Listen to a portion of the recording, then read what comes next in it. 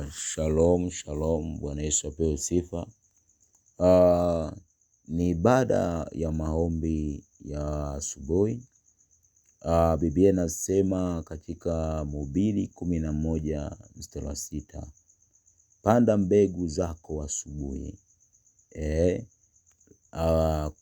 Haujui ni zipi ambazo zitakazoota. Kwa nini? Kwa sababu nakuombea kwa habari ya kazi yako.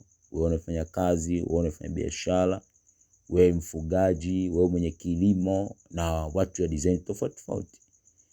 Lolote utakaoliwekea mkono, lolote utakaolifanya liwe na neema kwenye maisha yako.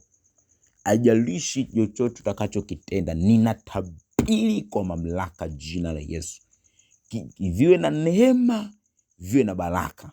Hakuna nguvu ya giza itakao ataki na kuleta mashambulizi kwako, bali kama nabii wa Bwana ninatabiri, maana kinywa cha nabii ni sheria, na ninatabiri vikawe na baraka, vikawe na neema, vikawe na mafanikio.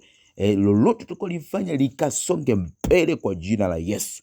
Ninaachilia power, kicho kifanya kikaanze kupiga hatua kwa nguvu ya Roho Mtakatifu, wala kisiishie njiani, kikapiga hatua kwa nguvu ya Roho Mtakatifu. Tangu vile ninatabiri kusonga mbele, ninatabiri kustawi, ninatabiri kuinuka, ninatabiri lolote utakalofanya likasonge mbele kwa mamlaka jina la Yesu. Tangu leo ukawe mbarikiwa, ukawe mtu wa mafanikio kwa jina la Yesu. Sema amina, na iwe hivyo kwenye maisha yako.